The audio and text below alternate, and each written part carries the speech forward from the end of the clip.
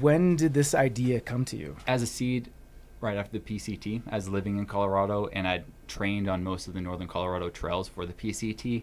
So it was kind of this thing of, wow, that worked and that's possible. I wonder if there's something up here. Oh, there is nothing. Okay. So I started plotting points on a flight up to Seattle, flying over the Rockies, just plotting points, seeing if the trails match up. And about a year and a half later, it had worked enough that I ventured out and tried it, and it went. Welcome to Backpacker Radio, presented by The Trek, brought to you by Topo Athletic. I am your co-host, Zach Badger Davis, and to my right is... Hi, I'm Juliana Chaunce, a.k.a. Chaunce. Got a few reminders. The first is we're just a couple weeks away from PCT Trail Days. Yeah, it's like a month. Yeah. Real time. Is any part of your brain concerned at all with PCT Trail Days, given all the other things happening in your life? No, and I would like to say that I'm crashing out less than I was last time we talked about wedding planning. Good. That was a rough time. We're doing better. But no, I'm not concerned. I think if anything, I'm looking forward to having to mentally not think about the wedding for a weekend. Yeah. I think that'll be very good. Yeah. And then we're leaving like straight from when we get back. We're going to drive. So it'll kind of be like a pack before, go do that, get a little refresher, come back, drive, wedding mode. Good. So it's going to separate real life from wedding life. Yeah. We'll do our best to not break your face. Oh my God, can you imagine? I never even thought about that. Yeah. The good news is I don't think Jabba will be there, so your odds of having one piece of face is intact. Good, we need that. But yes, if you are going to be at PCT Trail Days, definitely swing by the Trek's booth. We're going to be there the entire time. Chaunce and I will only be there for Friday. As you might have heard, she's going to be out for a wedding. I'm going to be out for other life stuff. But yeah, come say hi to us on Friday. Next is, if you want the best from the Trek, the place to go is our newsletter. This is where we have a hand-curated weekly roundup of all of our best content. We do gear giveaways. This is where we announce new job openings at the company. So if you want the best from the Trek, again, go to our newsletter, which is linked in the show notes. Next is, we're in the later part of the season, but it's still not too late to apply to be a Trek blogger, taking on a fall thru-hike, maybe something like the Long Trail or a late season Colorado Trail hike, or maybe the Northern Colorado Trail. It's not too late to get in on the fun. Many perks to being a Trek blogger. All of that will be outlined in the Trek blogger application page, which again, you can find in the show notes. Last but not least is, if you want to support us, you can do so at patreon.com/backpackerradio. We put all of the episodes ad-free through our Patreon. So if you would prefer to get straight to the meat and potatoes of the podcast without any of the wonderful distractions that we insert with the advertisements, you can do so again through our Patreon page. Yes, and it actually saves you money if you are someone who likes to shop, because by not hearing the ads at all, you won't be tempted to use great deals at great places. So contributing to the Patreon is like saving you money in a sense. Yeah. The math's just maths. Yeah. It's clear and obvious that giving us money saves you money. Yeah. So don't you want to save money? Patreon.com/backpackerradio. Okay, no more beating around the bush. Let's get to our interview with Kevin Sunshine Silvernale, who's originally a commercial pilot from Seattle. Kevin thru-hiked the PCT in 2016, where he fell in love with all that comes with living out of a backpack. Kevin put his flying career on pause and hiked the CDT Colorado Trail. Most recently, Kevin has been putting together a new long trail route, the Northern Colorado Trail. Sunshine, thank you so much for joining us here on Backpacker Radio. Thanks for having me. It's a pleasure to be here. Sunshine, is there any relation to why am I blanking on the movie? The Disney football movie? Oh, Remember the Titans? Yeah, no relation. There is not. No, that trail name came early on the PCT when I was just having a great time, and someone on the trail wasn't having the greatest of time, but we were crossing each other's paths enough that he's like, "You're always so freaking happy. You should be called Sunshine." And I sat on it for a while and tried it out, and it really fit. And over time, it's fit me more and more. Yeah. That's nice. Is that a byproduct of you being on the trail and just being your best self, or are you always just a happy-go-lucky fella? It's mostly on the trail. Okay. It's also something I strive to be. Being a happy person in general is just how I like to live life. The trail brings it out of me the most is probably the best way to say that. Yeah. Yeah. Being a commercial pilot, That's exciting. Which airline? I work for SkyWest Airlines, not to be confused with Southwest Airlines. Yeah. It's the regional carrier for American, Delta, Alaska. Yeah. American, yeah. How'd you get into that?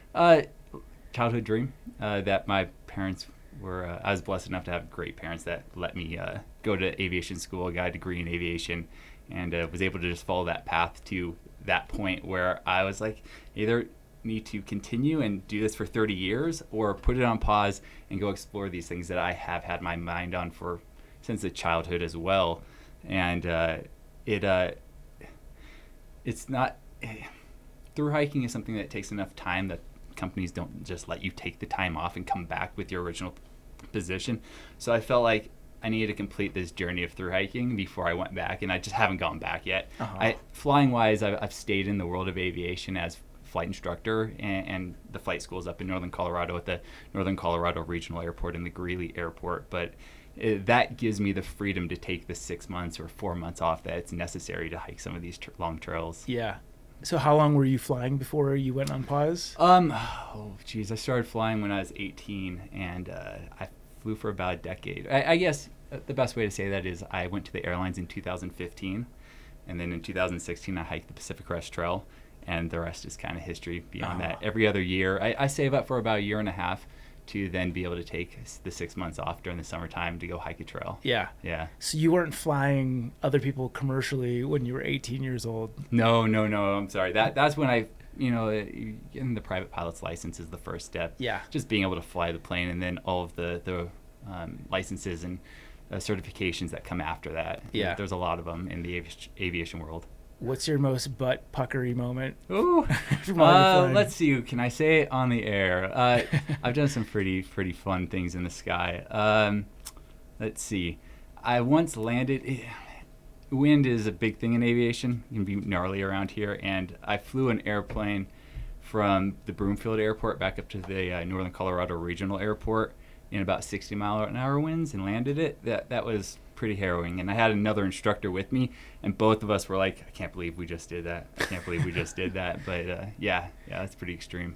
Is anyone in your ear telling you not to take off in those? Like, how is that dictated? Is there? I assume that there's like some sort of law about wind speeds and what you're allowed to. It's all pilot and command. If you're the captain of that airplane, you get to decide what's safe and not safe. And there was manuals that tell you what the aircraft is capable of, but a lot of flying is an art, and it comes from the pilot and their skill and their comfort level and just their ability to react to the different situations. So in some ways at that time we were prepared enough that we felt comfortable doing it, and we had a strategy to stay safe. We didn't have to land at Northern Colorado Regional. We chose to because it was a nice challenge. We had plans to go somewhere else if it didn't work out. Yeah. You always have to have a backup plan in aviation. Are you part of the Mile High Club? Yes. They all are. Story time. You got it. Yeah. Story time. You want to hear about it? Yeah. Okay. I mean, a beer for this one.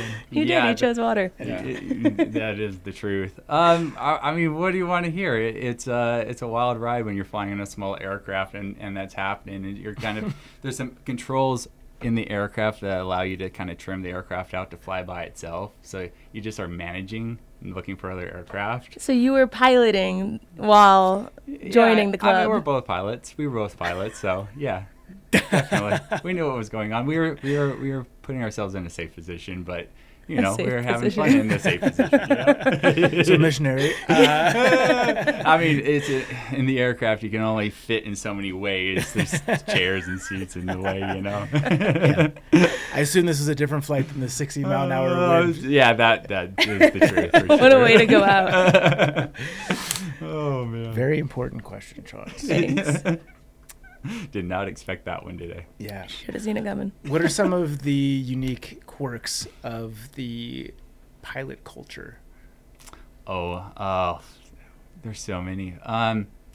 It's changed a lot since I started flying. I'll say that. 2008 is about the time when I got my pilot's license, and it was a very masculine world back then, and that has changed in a way. And in terms of the younger generation coming up, a lot of women are getting into the club. You could say it was a good old boys club, and now it's kind of an everybody's club as long as you're capable of doing it, which is pretty sweet to see. In school, my class was 60 people, and there was probably 5 women. So nowadays, it's a lot more probably in like the 30% range of people going through the classes and the system of doing it, which is pretty sweet. Yeah. In terms of the culture, I mean, flying is I don't know if there's anything specific to point out. It's everything about it is its own world, its own language, and that kind of makes it sweet. It makes it special when you get in there and you'll figure out, hey, I can actually do this. Because as a kid, you don't really realize you can fly an airplane. It seems like, wow, that's pretty a magnificent thing, and it is a magnificent thing, but they've engineered aircraft so well these days that really anyone, if you're willing to put in the time and the effort, can learn how to do it. What's the most people that you've flown on a plane? It was just over probably about 100 on the SkyWest flight. It's a regional jet. That's so crazy. Yeah, it felt like a lot of pressure at the time, that's for sure. Compared to hiking, you're like, no, I don't have to worry about anything, whereas being in the cockpit with that many people on board, you feel the responsibility of making sure they get there safely. Yeah. Is there a GOAT movie amongst pilots, like a movie that pilots love for whatever reason, whether it's the most accurate or just the most entertaining? Oh, everyone has their own preference. Everyone likes to call out different things, especially in the world of aviation. I recently actually watched Plane with Gerald Butler, and they did a really good job in that movie accurately representing how the cockpit environment is on an airplane. But in terms of a favorite, what was it? Flying the Feather's Edge, which is a documentary about Bob Hoover, is a pretty sweet movie. In terms of a pilot coming and viewing that, it really views it as an art over this mechanical science where it's there's actually some feel to it, and he represented that well. Are you into flight simulators? I've spent a decent amount of time in them. I don't have one right now, no, but I love simulators. Yeah. Is that for fun or to keep you sharp, or both? Yeah. In school, we were required to use the simulator. This was at the university for a certain amount of time, and my roommate and I, we would see how fly we could take the plane up in the simulator because it's no consequence. Right. In the real world, the higher you go, the less oxygen there is, and therefore you struggle to breathe or to regain consciousness. So in a simulator, you can see how high the aircraft can actually perform, which was pretty fun. It kind of made it more playful compared to once I was training for, say, the airlines. It's very systematic and useful for making sure in the pressure moments you know what you're supposed to be doing. And that was instrumental to me because you can't have enough time in an aircraft to actually feel that. At least for me, I should say, the simulator really helped hone in and correct some of the things that I was struggling with to keep up with in an aircraft. And this was early on. It was kind of instrumental in my training, We had to use them in like one of the tech classes in 8th grade or 9th grade, something like that. A flight simulator? Yeah, it was just like one of those, you build a bow saw, you race a little CO2 car, you use the flight simulator. Couldn't get the plane off the runway. There was just not one single time I had success. Yeah. So to that point, how accurate, like a PC flight simulator, how accurate are they? They do pretty good. Yeah. If it's a modern one in the last 20 years, they're pretty accurate. The controls themselves, that's where the range comes in. If you buy a cheap control, then you're 50-50 on getting off the ground. They do make some really nice ones, though. Yeah. Made for pilots. Like it feels like you're in an aircraft. It gives you all the feedback and all that good stuff. Yeah. Some are like race car simulators, I believe. Uh-huh. Yeah. I like your explanation. It makes it sound like I'm not the problem. I'm an instructor. That's my job. You're not the problem sometimes, too. But you could be, though. Yeah, but I could be. 50-50. All right. Do you have any more pilot questions? Oh, so many, but also no. I could talk about it all day. Yeah. I'm trying to read Rachel's note here. Reassure Chaunce and Rachel that flying is safe because the girls are not sure about it. Fine. If we do want to go down that rabbit hole, if you were talking to someone who perhaps does not do well with flying and gets panic attacks, and just like the more they read, the more they don't understand how something so large and heavy can stay in the sky for so long, how would you reassure them that, what does it say, flying is safe?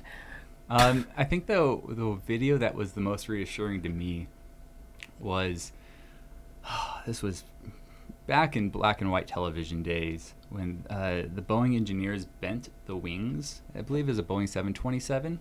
And the wings bent to nearly vertical before snapping, which is somewhat in the realm of like 200% over what they were engineered to be able to withstand. So in terms of the structures themselves, they're way over engineered. And within the aviation world, there is a like regimented schedule for maintenance where you have to inspect those aircraft, like every single inch of the aircraft, ever so often. And for those aircraft, a lot of times it's 100 hours, which is pretty regular. Those planes fly 100 hours multiple times a month. So they're always going in for maintenance and being checked for issues. Why are there so many videos online of the wings on fire? Sure. Yeah. I mean, it's not a fail-safe thing. Any system can break, and humans are the ones checking these systems, and a human is not perfect. That being said, you think about how many flights go on each day and how often that actually happens compared to, say, a car catching on fire due to overheating or something of that sort. Its record is pretty darn good. Last one from me. Wait, did that help before we move on? This is like it's. It does. She gets very nervous. I understand. I've flown with her enough times to vouch for the nerves. Yeah. The best was one time Zach posted the story where I'm in the ball and you're like, Chaunce sleeping. I'm like, not sleeping. Just crying. Can I say one more thing to that then? Yeah. Okay, so a lot of aviation movies or movies with aviation topics in them will often represent an aircraft losing an engine, or the engine quitting, catching on fire, any of that iteration, and falling out of the sky, and that's not necessarily how it works. Obviously, a bigger aircraft, like say the one that landed in the Hudson, right? They lost both engines, and that is the worst case scenario, losing both engines over a big city like New York, right? They landed in the Hudson. They had the ability to glide somewhere that was safer to land than just falling out of the sky. Too many times I see engines quit. We have 10 seconds before we're just going to end up in the ground, and that's just not how it works. You're constantly making decisions as a pilot, and if you do lose your engines, you've been trained. You've practiced these things, and you have a strategy ahead of you in terms of what your next game plan is going to be. So it's not like we're up there making it up as we go. Everything's been thought out. Very I know it does. Your face does not look like it's convincing. Chaunce, what's going on in your head? Now I'm just thinking about engines giving out. Oh, no, Last question. What do you think, like, what's the deal with Newark and all these, like, flight places not having enough people? Honestly, I don't really know about that. I know it's a tricky and long road to get into the world of aviation, whether it's a air traffic controller or a pilot or anything in between that makes the system run smoothly. So it may just be that we have a lack of people interested in doing those jobs and applying that are quality. It might also be that, beyond that, I don't really know. I can't say I actually know. Well, I don't actually care, like, why they're not doing it. It's more so the question of, not in that way, but the question of, like, how are the planes doing in the sky with so few on the ground? I see what you're saying. You see? Different Yeah, totally. I understand. I understand the pivot there. That's a great question. And that is one that everyone needs to think about. We need mechanics. We do. I don't have a good answer for you, especially since I'm just not in the world of the airlines at the moment. See, I thought you'd be able to give me, like, the unfiltered raw. When I was there were plenty of mechanics. And again, that was a decade ago. In terms of the airlines, they are capable of providing good money to those people who are willing to do the job. So I'm imagining that they do have those people around. It just may not be that they have enough, and that's just a tricky thing to come by, is the resource of quality experience. That takes time, and there were a lot of I'll say it this way, in as a pilot, what we had over the last 20 years was a massive deficit of pilots because of the baby boomers. The baby boomers filled all the pilot spots, and as a pilot, you're allowed to fly until you're 65. Then you get kicked out. That's your hard limit. Once you hit 65, you're no longer an airline pilot. Rule. We need to think about this for driving as well. Yeah, and there's all the I agree. Yeah, absolutely. Well, there's other rules too of if you're past a certain age, you have to have a pilot up front with you that's below a certain age, right? So there's redundancy within how they're thinking about it. The thing is, all of those older pilots retired in masses over the last 10 years. And so what we got was an inflow of a bunch of new pilots, and they're all young. And So reassuring. Right? But that was 10 years ago, and now we're getting to the point where those pilots are captains. They have the experience. There is always this case of the flow-through, and inexperience is the thing that the airlines tries to weed out through their training. When I was in training, it's a really grueling training process. They take you through every system of the aircraft, every nuance, everything that could fail, and you go through what you will do if that occurs. And as a crew, you work together and you figure out how it's best to work together. It's called crew resource management. You use all available resources to make sure that that scenario plays out in the most favorable way, you know. There's no way to reassure you 100%. It's just like driving here in your car, right? There was no way to guarantee you got here safely, right? That's up to you as the driver, partially, to be a defensive driver and to manage that risk as well. And you're being a defensive passenger, and I kind of get that too. No further questions, Your Honor. Before we move on from the pilot thing, on average, how many hours per week is like a commercial pilot flying? You know, per week, that's an interesting reference. Per month, they're not allowed to fly more than 100 hours. Per year, they're not allowed to fly more than 1,000 hours. And that's more like a 30-day to a 360-day rolling calendar. Yeah. So if you look back in that time frame, you can't have flown more than that amount. And that's to protect the pilots. You know, they used to be overworked back in the day, which caused, I won't say it, but accidents, right? There's all these things that the system, up to this date, it's refined well enough. Not perfect. Nothing can be perfect, though. Are there any airlines you would not fly on? Not in the U.S. I don't know about internationally. In the U.S., I know how the U.S. regulates them, and I'm pretty comfortable with that. Okay. Let's talk some backpacking. Yeah. So you mentioned you were flying commercially in 2015, and then you stumbled into the PCT in 16. That's correct. How did the PCT fall on your radar? It started when I was a little younger. My brother gave me the book A Walk in the Woods by Bill Bryson. Are you familiar? Yeah. And it was an easy enough read at the time that I enjoyed reading it. And it kind of highlighted there's trails that are that long that you can go hike. And so it was a seed that was planted. As you know, graduated university, was thinking about a career that had always been there. And I was born and raised in Seattle, so the Pacific Crest Trail was at my doorstep. I'd actually hiked it a couple of times, sections of it in Washington. It was a gorgeous trail. And so as I was making this decision in 2015, what I wanted to do, I'll say this. I was going to hike the PCT in 2015. My brother decided to get married in 2015, and I was asked to be his best man.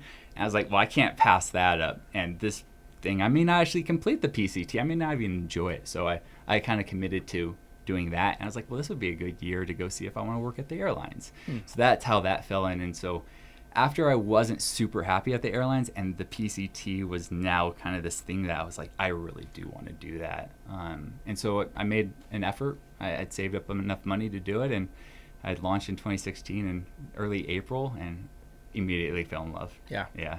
What was it that you didn't love about being at the airlines? I guess we'll keep coming back to that. Yeah, no, it's understandable because most people think pilot airlines, it's like everyone's dream to be an airline pilot. Yeah. For me, flying, maybe not you, right? In terms of people that like flying, that is a lot of their dreams, that's the end goal. And for me, it wasn't ever the end goal. It was just something really fun that I thought would be a good career. And a career is the thing you're thinking of when you're 25 years old. So I do remember distinctly, I'd fly from Denver over to the West Coast, and flying over the mountain ranges, I'd keep thinking, what's down on that mountaintop? What's down on that mountaintop? And I'd done a decent amount of hiking up to that point, backpacking with my family as a kid, but never anything that long. So it kind of it kept itching that side of wanting to go explore, and a long trail seemed like the best thing. It's like full immersion, the unknown. I'd done weekend trips, that's finite. There's an end to that very quickly, that you then have to go home and now figure out what you're going to do next. So living on trail was something that I was like, I wonder if you can do that. My game plan as a kid was always, if I'm not happy with how things are going, I'm going to go live in the woods. And so the PCT was kind of that for me, where the flying was something I can do. I'm pretty good at it. it just wasn't the thing that was filling my desires, and so I went exploring. Yeah. Was there anything acutely unsatisfying about the work, or is it just that you weren't ready to like commit to a long-term career? It's probably a little bit of that. Yeah. Personally, I'm always a little fearful of commitment. It's just my personality of my history, but which is why the PCT and me falling in love with it and being able to do the whole thing so effortlessly in some way just kind of fit lock and key.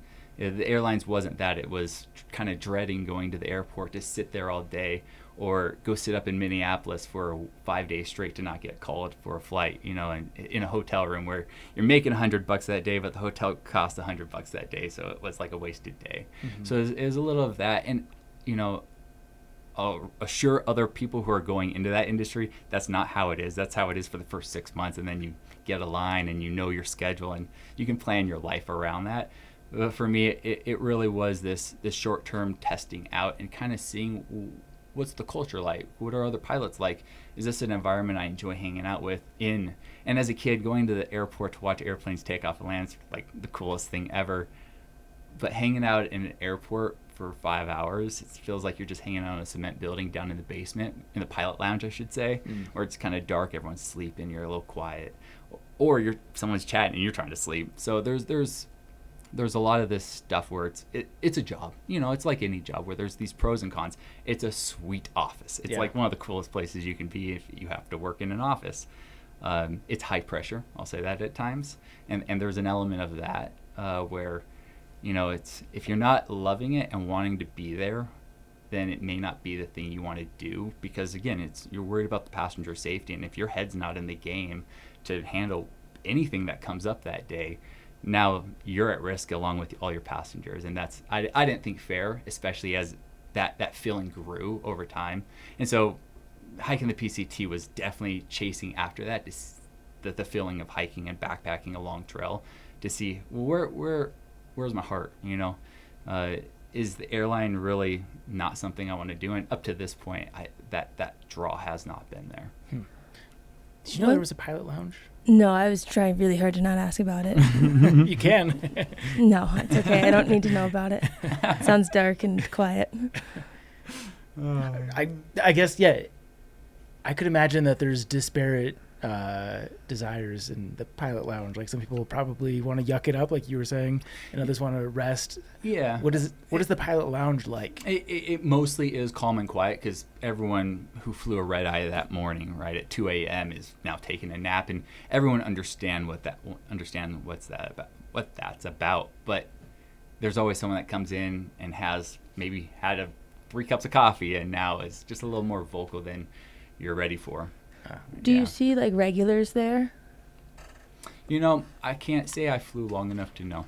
But I believe from my friends who fly there that yes, you fly with the same captains and the first officers and the crew members. If you're based at a certain airport, you just end up seeing each other.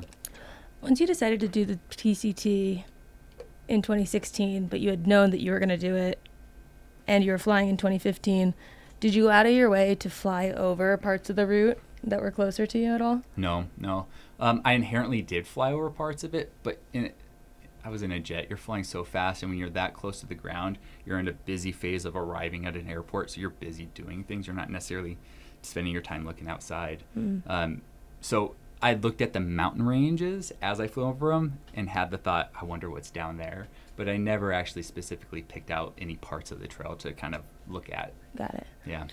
Similarly, while you're hiking, are you fixated on the planes overhead? I do have some thoughts about that, especially about 3 months into a long hike. I'm like, I could be that. I could be up there. Are you like tracking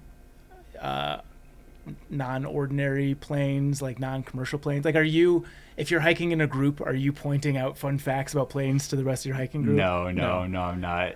Are you good at the flight tracker game where you look at the plane that's flying and you have to guess where it's flying to, and then you check the flight tracker to see if you're right? I'm better than most, but I'm not amazing. I'll say that. I can get it done, but no, I'm not that sharp.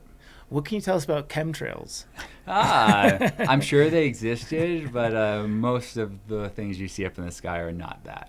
Are there any famous people's personal jets that you follow in your free time? No. Though up at the Greeley Airport, there are a lot of famous people that come into that airport. It's a pretty big runway, so it can handle the larger jets, and it's quiet enough that they don't get recognized. I wish I'm blanking on the names. I just don't follow celebrities enough, honestly, to have a passion about it. Some of my flight instructors up there always call it out to me. I'm like, that's sweet, but I wasn't here that day, so I missed out. Yeah. Okay. Sorry, it's not more interesting. No, that's fine. So PCT 2016, any standout stories from this first thru hike that? It was definitely the most harrowing of the thru hikes. Definitely some sketchy moments in the river crossings and river fords. I went through the Sierra Nevada mountains. I started in late May, which is about 2 or 3 weeks too early. And so I walked on snow for 30 days, and some of the major creek crossings we were linking arms to get across them. I'll say that. Mm-hmm. How tall are you? 6 foot. 6 foot, and at that on trail about 155. So not the heaviest, but definitely have the height on it. There was a river, I think it's past Silver Pass. It might have been Bear Creek, and I went into the river at the wrong spot. I just followed the wrong pink ribbon on the tree, and I got about 3 feet from the other shore before it kind of dropped off, and I was losing grip, and I was by myself. And that was probably the scariest moment on trail I've ever had, was just almost going down that river where there were rapids below. And later I'd heard a report of someone else kind of getting swept downriver in that area. So it's like this real thing of like, I almost died potentially, and I didn't have any GPS, spot tracker or anything of that sort. So it's kind of this real moment of being like, what am I doing out here? And how far am I willing to push this? And I mentioned earlier that I often struggle with commitment, and so committing to something like the Pacific Crest Trail, I kind of went into it with the mindset of, I'm not going to leave the trail unless I'm like on death's door, like that's what it's going to take, and kind of having that mentality at that moment. I was like, well, I'm safe, I'm fine, I will make smarter decisions in the future, and maybe I'll sit on the shore bank until someone else comes and we'll go across together. But it kind of solidified in my mind that was something I actually did enjoy doing, because in that moment, how real it was and how raw it was, I still was loving it. I got across and I felt alive. And that's through hiking for me in general. Yeah. But the PCT and all of that, there's so much variety on that trail. I just kind of got that on a day-to-day basis. Yeah.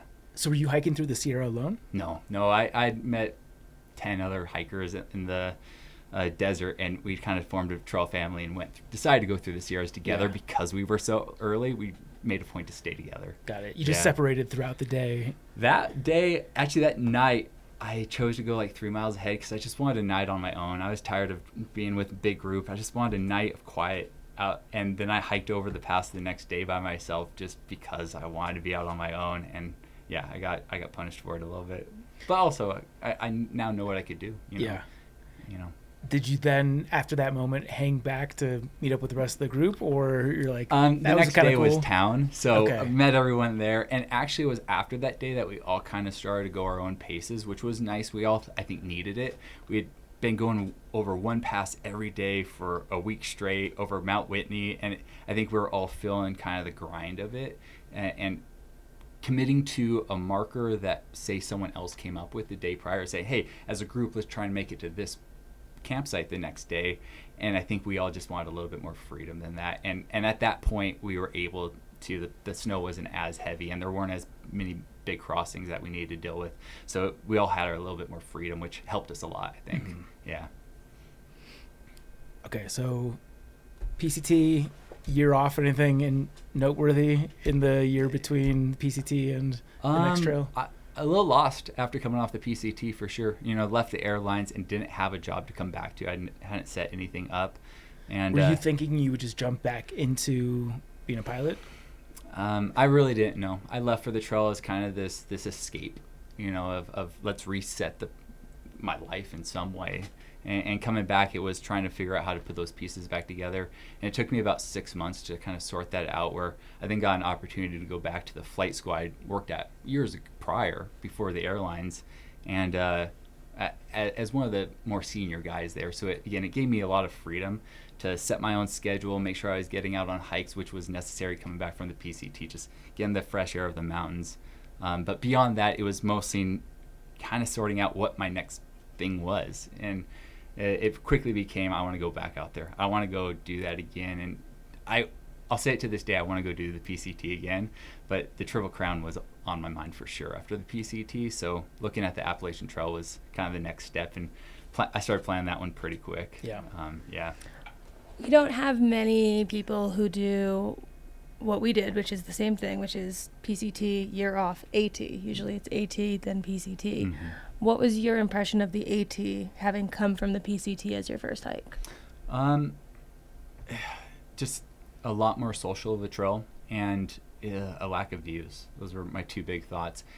I think coming off the PCT, I was looking for the wilderness experience, and the Appalachian Trail doesn't necessarily have that in the same way. You're in the mountains, but you're also walking to towns and you're crossing roads a lot more often. So I guess what I'm trying to say is it was a little tough for me on the AT after the PCT because of the lack of the experience I had fallen in love with on the PCT. But I had to kind of just shift my perspective. And by the time about Trail Days Damascus, I'd kind of met another group of hikers who I enjoyed hiking with. And that is kind of when I realized the thing I enjoyed about the PCT was the people. You know, the community, the trail families that I had out there kind of made that experience the memory that it is. And so on AT, once I had kind of found my group of people, it was just fun again. You know, a little less of the grind of wilderness backpacking where you're having to hike 25 miles a day so you don't have to carry too much food. But it was just, I realized it was a different experience, and I kind of had to embrace that. If you could do it again, would you do the CDT second so that you have that wilderness experience and then the AT is like a little cherry on top? Yeah, for sure. Yeah, in fact, I would probably,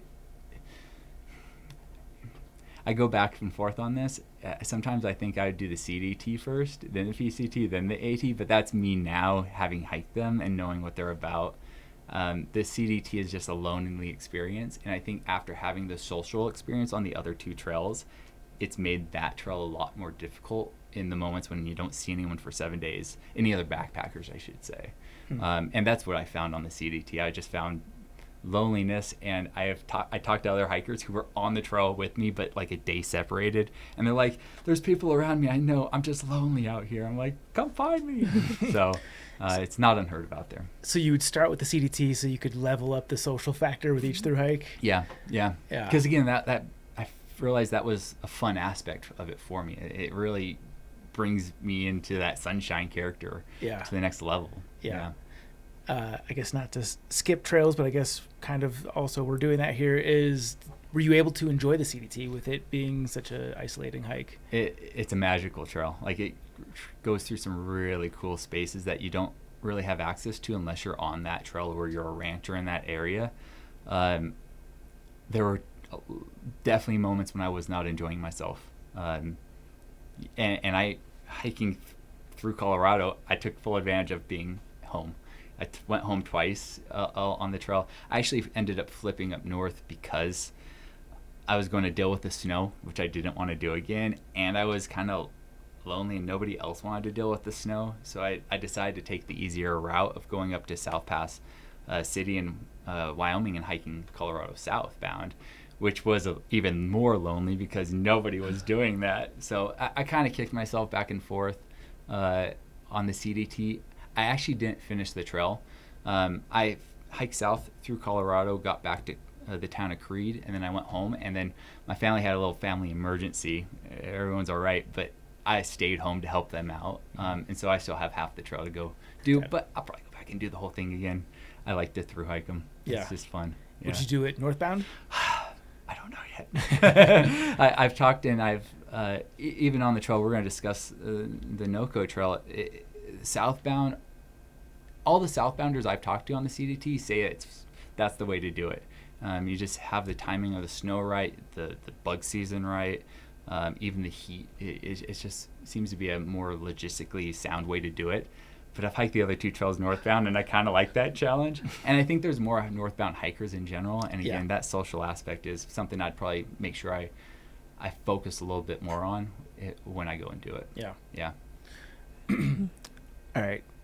You mentioned it You abbreviate it to NoCo Trail, I like that. Yeah. I'll say there's already the North Country Trail, which was an issue. I do like the sound of NCT way more. Yeah. But branding wise, NoCo Trail is what I ended up with at this moment. It may change it, but for now, I think that's the way I want it to be. Before we get into the nuts and bolts of what it is, Sure. When did this idea come to you? As a seed, right after the PCT, I was living in Colorado, and I'd trained on most of the northern Colorado trails for the PCT.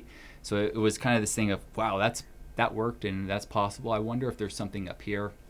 It was more of a thought of like, oh, there is nothing. Okay, let's go and look at a different trail, and then the Appalachian Trail. But I really started to focus on it after the Colorado Trail in 2023. Yeah, after I got back from that, I wasn't planning on doing the Continental Divide Trail again, so I had to focus on some other trail I wanted to do. Is either the Arizona Trail or create this thing in my backyard. And so I started plotting points on a flight up to Seattle to see my grandpa up there. It's kind of funny. Flying over the Rockies, just plotting points, seeing if the trails match up. And about a year and a half later, it had worked enough that I ventured out and tried it, and it went.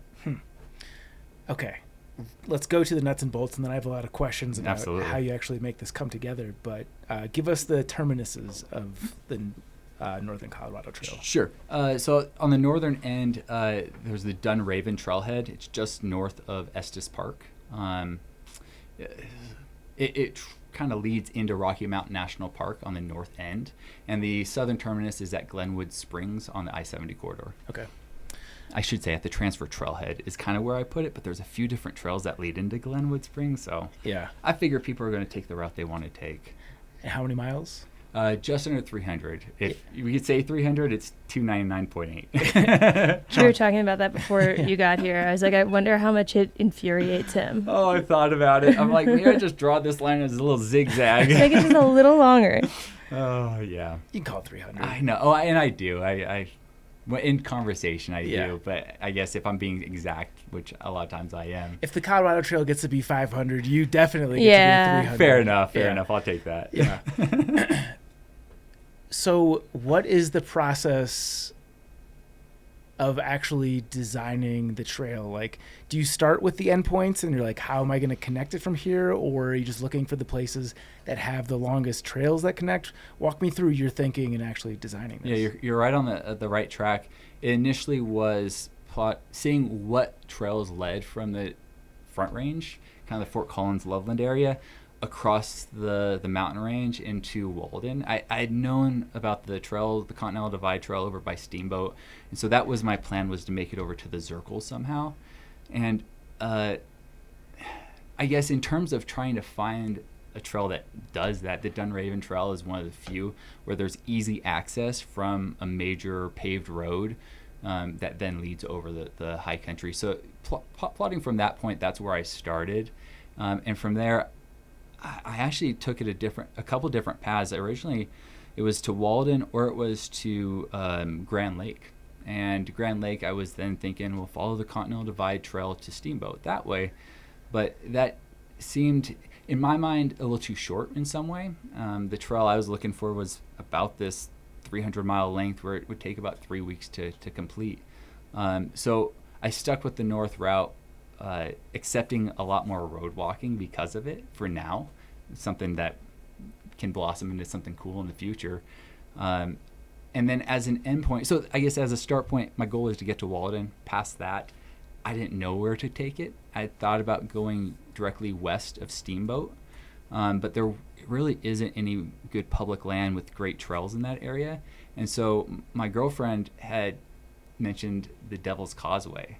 Have either of you hiked the Devil's Causeway? No, but I've heard of it. Yeah, so it's really cool ridge in the flat top wilderness. It's only about 30 feet long, but there's a massive cliff on either side. You'd love that, I'm sure. There's a photo of it in the Instagram if you want to. I forget which post it is. I'm on I'll the pick it up. Topo. It's also, I think the photo is on the homepage of the Northern Colorado Trail website. But she had mentioned that, and we had went and saw it, and I thought that was so cool that I wanted to take the trail over that. Oh, that's not just a ledge. You walk out. Yeah, you walk across over, that. Hold on a second. Yeah. On a bigger screen, please. So how wide is that portion of the trail? It's no more than 10 feet wide, and Okay. it's fairly jagged and uneven. Yeah. A lot of people go over on all fours. Yeah. Dogs have no issue. They run across the thing. Sure, They're yeah. already Harper on would all love fours. that. But, yeah. So the flat Okay. tops were put on my mind from that spot Yeah. right there. Yeah. Fair. I thought it ended up being an iconic part of the trail. Yeah. There is a bypass to it. You don't have to go over the causeway.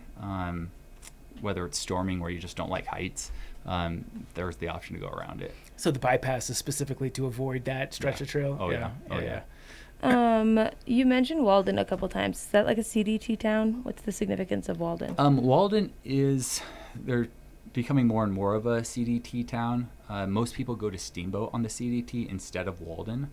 But Walden is really well set up for hikers.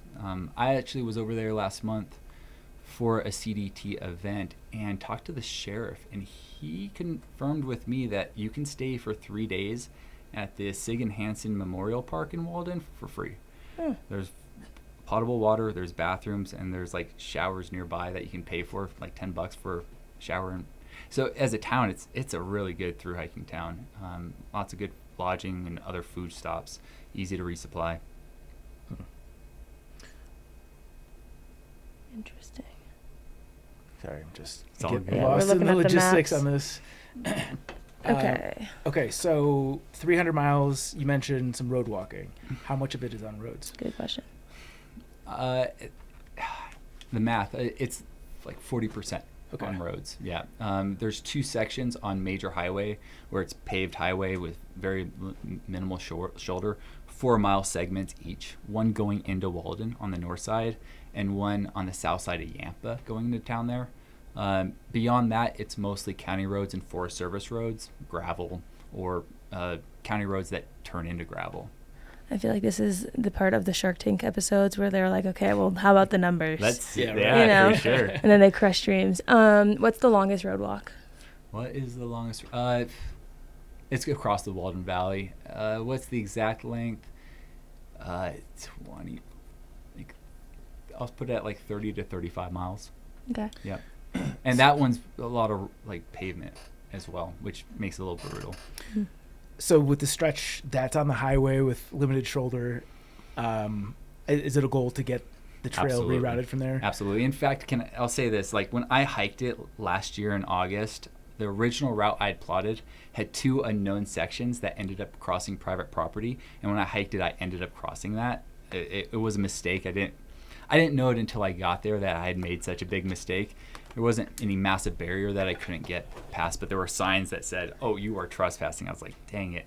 So those were the optimal routes in my mind, and that would be something where maybe working with the landowners to gain access to those routes. That would be a great goal. Yeah. It doesn't eliminate a lot of the road walking that goes across the valley of Walden, and that's where I had brief communication with the BLM land managers and the U.S. Forest Service, and so if we can work together with them to maybe create some access points to that land, even a path, it's like I'll go carve the thing. That'd be super sweet over the roads. Yeah. What's the process like of trying to get them to let you do that? That's a great question. It's funny that a lot of these people are about my age. I'm 35, and so I asked them that question, and they're like, well, we're looking into that now, because they haven't actually maybe been around long enough to do it. A lot of the trails that we all hike have been around longer than I've been hiking, and so the process of getting new trails made, it's a little bit of a learning curve. I'm not 100% sure on it, and everyone's kind of looking into it, looking at what paperwork do you need to fill out to make that happen. Yeah. So as it stands currently, would you recommend somebody maybe hitch that stretch or brave it and hike it? I guess it's a choose your own adventure. Absolutely. And as I designed the trail with all the roads, I understood there's roads and people don't like walking roads. So if they decide to hitch it, it's all the same, you know. In terms of the trail's design, it was a lot like the CDT in terms of hike the path you want to hike. If you found a different trail you'd rather go on, hike that from north to south and connect the dots that way. I've included a lot of alternate routes to kind of help that process of, hey, pick these routes if you don't like the route I designed. And so again, if someone wants to hitch the road walk, teach their own, hike your own hike in that realm. Yeah. So I loved them. I'll say that. Beautiful road walks. Sorry to interrupt. Oh, no, that's okay. I was interrupting you. So we were talking before the episode about how, like, I could be convinced to do this. It's just close enough to home. The length is good. You could do 300-mile weeks in theory. Easy to take off with a full-time job and get it done in pieces. But I would like to hear your elevator pitch in terms of, let's say I'm telling you, okay, I could do this. Convince me. How would you do the trail if you were to do it in sections? What would the sections you would do be? And like, just like, how would you pitch that to me? Totally. Can I ask, how much time do you like to take off or like to be on trail for at one time? It doesn't matter. I could do it all at once. I could do it in weekends. I could do it in weeks. Yeah. Like a week at a time, a weekend at a time, a whole thing at a time. But like, what would you pitch to someone who's close enough where I have any of those options? Well, in terms of the trail, it goes through some pretty remote areas, similar to the Colorado Trail, but I think even more remote in the sense of there's less people that usually explore these regions, especially on the northern end of Rocky Mountain National Park. So in terms of hiking the whole thing or splitting it up into sections, that's definitely a personal preference. But in terms of hiking and completing each section and doing the whole thing, each one highlights a different aspect of northern Colorado, from Rocky Mountain National Park and the high country that comes with that, to the Raywall Wilderness, where you have these alpine lakes that you can go camp next to, and if you want to throw in a fishing line, go for it. To the Medicine Bow Ridgeline walk above Walden, where you're walking a ridgeline for 10 miles, seeing a vast view on either side of you. It's pretty magical. It goes through so many different wilderness areas too, such as the Mount Zirkle Wilderness, that you get to access the real backcountry, where you're only seeing hunters a lot of time back there, or even CDT hikers, the real adventurers who are making the miles. So you're not necessarily seeing a lot of day traffic. And beyond that, you're kind of exploring parts of Colorado that are unknown. The Sarvis Creek Wilderness, I didn't see a single person in that area, and there are these really cool streams and rivers to walk along.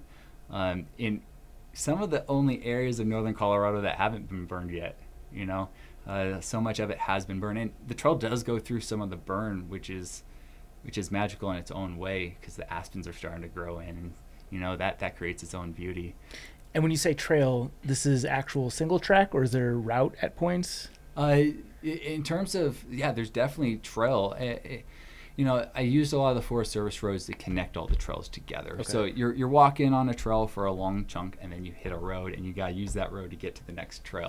Yeah. So at no point you're either, or I should say, you're always at least on a trail or a road. There's no get from one point of the wilderness to the other point. No. You're not off trailing it. I'm kind of lying to you, because the map shows trails, and there's a sign that says trail goes that way, but you look at the ground and it's obvious nobody has walked that path for a while, or the winters are brutal enough that it covers up those tracks. And I talked to some of the locals. I say locals, they were they were on horseback in the backcountry there, and they're like, the maps don't really show the routes correctly in this area. In fact, the routes don't really exist in some of these areas anymore. And when I say routes, I should say the trail. And so in that sense, you do have to traverse some of the wilderness, but it's only like a quarter mile at a time. It's not like you're spending 3 miles of looking at your phone the whole time saying, I guess I go left here. Yeah. Okay. What are the days like? Oh, no. If you're continuing the pitch, I'm listening. No. What are the days like as someone who can comfortably do, let's say, 15 to 30 if you're talking between the AT or the PCT? PCT, I could do 30s. AT, I would do around 20s. Mm-hmm. What does a day look like on this trail in terms of elevation, what I might see in a day? When you're in the mountainous regions of the trail, it's a pretty aggressive trail. I put it more in the Sierra Nevada type hiking on the PCT, where you're maybe maxing out at 20. 15 to 20 was kind of my range in those regions. What's like the typical elevation gain for a 20-mile day? I'd have to look that up on my tracks. You want me to look that up real quick? No, it's okay. I'm more so curious, do you know offhand the total elevation change for the duration of the trail? It will be on the homepage. It's somewhere, Yeah, I think, just in the saw high. it. It's like 48,000 up and down, somewhere in that range. It is 48,604 feet of ascent and 49,411 feet of descent. Got it. Cool. Yeah. High point is at 11,891 feet. So I guess kind of in line with pitching Chaunce here, you mentioned the Devil's Causeway. What other highlights of the trail are there in your opinion? Yeah. So many. Let's see. I kind of mentioned Northern Rocky Mountain National Park. That is an area of Rocky Mountain National Park that I don't think anyone really gets to. The only way to really access it is to drive up to Pingree Park on a dirt road for 10 miles and then get out and hike 10 more miles at least to get into the backcountry. And there's so many other trails to do over that one. And how does it work with permitting? Yeah, so as long as you're not camping in Rocky Mountain National Park, it's totally fine for you to be there for the day. I called them and they're like, no, you don't need a day permit, time permit, you don't need anything. The parking lot isn't within the park, so you don't need a parking permit either. If you do decide to camp overnight in the park, you have to stay at a designated campsite and you have to get an overnight permit for that. But how many miles are in the park to start? It's about 2 7-mile sections within the park. So you'd plan to sleep between them or just get through both? I definitely, yeah. I'll say they're spaced far enough apart that it'd be tricky to go through both of them in one day. But if you're a 30-mile hiker, then you could do that. But there's a lot of elevation on that section too. Yeah, I wouldn't be doing 30s on something like the Sierras, I don't think. Yeah, no. Some people do 2 passes in a day. Yeah, no, I'm not a fast hiker. No, me neither. How many miles between the park stretches? Between the national park stretches? As a rough estimate, probably about 12 to 15 miles. Okay. Yeah. Okay, back to the cool features. Yeah. Okay, so lots of lakes that you can camp next to, that you can fish next to, or fish on. I'll say the biggest highlight of the trail for me was being up high for so long. All of the segments of the trail spend some time up above tree line. I'm lying to you. The third segment, you're in the trees most of the time. The first, second, and fourth one, there are vast sections where you're above tree line. And in our earlier conversation, the PCT, that was such a highlight for me compared to the Appalachian Trail, that having that on this route it made it kind of a dream for me. Yeah. As a full route, as a early stages of a thru-hike type of trail, I think it's perfect. Yeah. Yeah. So there's 4 routes, or there's 4 sections. So if you were to section hike it, you'd do it probably in 4 different segments. It. Yeah, a lot of people I'm hearing are breaking up the first segment. It's a little long. It's like 90 miles. But you cross Highway 14 up in the Poudre Canyon by Cameron Pass, and so a lot of people are dropping food boxes or caches there to resupply with, which makes total sense. That was a very long stretch. Yeah. Very heavy food. Scary. And you mentioned other people doing this, so I'm just about to ask. Yeah, you've created this route. How many people are now following in your tracks? Yeah, this season we're looking at up to 10 at this point, nice. But we've already had 3 go over through segment 1 last week and report back that it's doable. They took one of the alternate routes that forded the Poudre River, and that was pretty harrowing, they said, but in terms of the route, they were able to make it from the Dunraven Trailhead to Walden, which was pretty sweet. That's cool. Yeah. If you're sticking to the regular route and not doing the alternates, are there major water crossings? 1 in the segment 4 in the Flat Top Wilderness, the White River.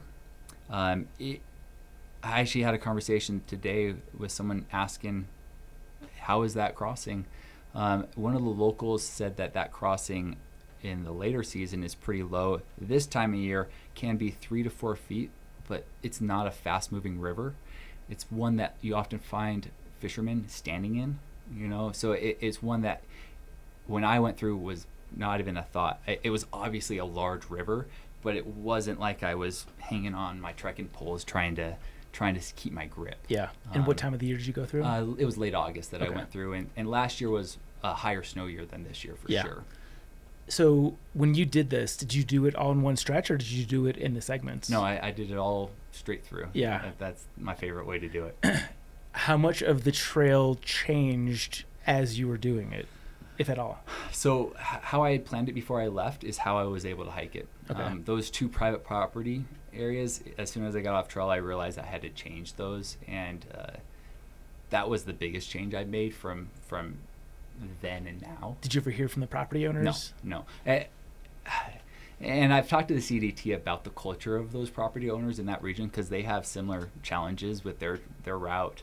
And the culture is a little interesting with the ranchers. They don't necessarily want public access to some of the public land in that area. And so I don't expect a lot of movement on that right away. But if we can create some type of conversation, that's the goal to start with. Yeah. So it looks like the 4 segments are, segment 1 is 86 miles, segment 2 is 65 miles, segment 3 is 57 miles, and segment 4 is 91 miles. Those are nice little stretches. What are the resupply towns, and how far apart are they? So each of the segments breaks up your resupply points. Okay. I say that, but we talked about segment 1. You Yeah. can break that up into 2. Walden would be the stop off of segment 1. You walk through the town of Walden, making it really easy to resupply there. The second resupply point is Steamboat Springs. It's the same access as on the CDT in that area.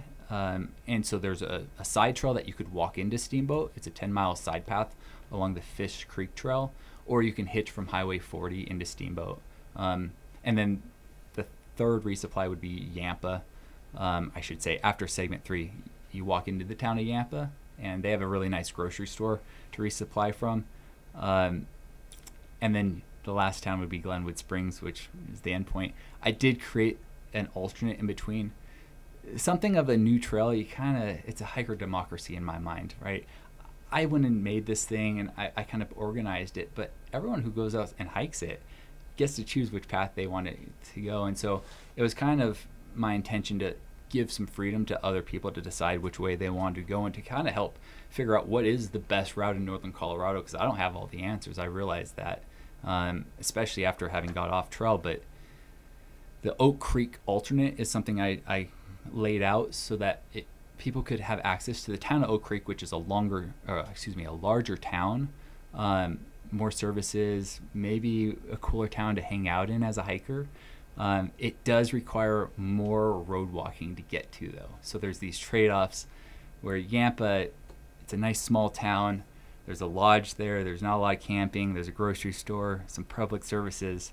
But beyond that, there's not much. And so it gives people options of, hey, pick which town you would prefer, and give us feedback. That would be very helpful. Yeah.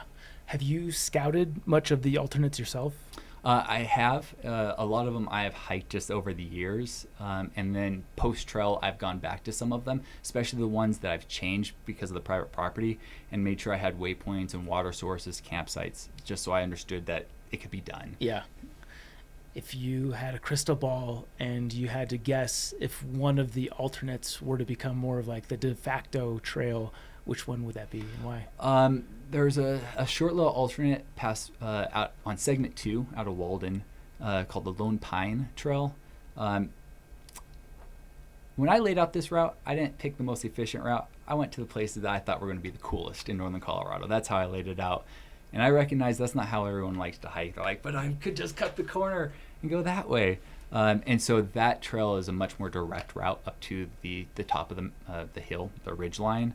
The route I took up the Bear Creek Trail goes up and over a pass, back down to the river on the other side, walks along the Gold Creek Trail, along Gold Creek, and then goes back up the mountain where it meets up where that Lone Pine Trail intersects. So I could see that one being one that a lot of people take. It's always so funny to me when people are looking for efficiency. Like, the most efficient way is to get in a car and drive or in a plane and fly. Oh, 100%. Yeah, you do this to see cool shit. Yeah, yeah. I just had a thought, and then it just, poof, went away. Because it's important to some people. Are there 14ers along the way that people could do side trails to, like they can with the Colorado Trail? No. The only mountain that you could climb along this one is Mount Zirkle. It's not a 14er. I believe it's 13er.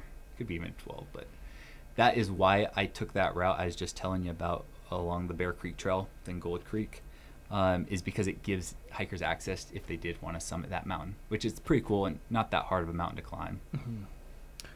So it sounds like for the resupplies, there are places where you can hitch, but for the most part, or I guess, correct me, maybe I didn't hear it correctly, but you're just walking into town, so you're not reliant on hitching. Is that Absolutely correct? Yeah, Steamboat you can hitch into town, Highway 40, and that's how most people get into Steamboat. Yeah.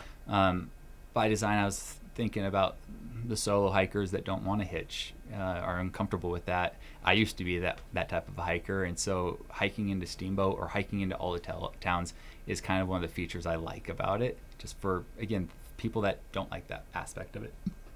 Gives them access. Yeah. And since it's a new trail, people in the area might not be as familiar with Absolutely. hikers, so it's nice to have the option to get there on foot. What is the water situation like? And I guess obviously seasonally dependent, but Absolutely. I guess let's start with when's the best time to hike, and then we'll get to the water. For various reasons, I mean, mid-July to late August, early September, depending on how early the snow comes, is the optimum hiking time here. For the White River crossing, going too early in that area might be an issue. There are some trails that you can use to bypass the river crossing, which it is possible. But beyond that, the best time to hike in Colorado is August. No mosquitoes or minimal mosquitoes. So I'd say that's kind of your time frame for hiking this trail.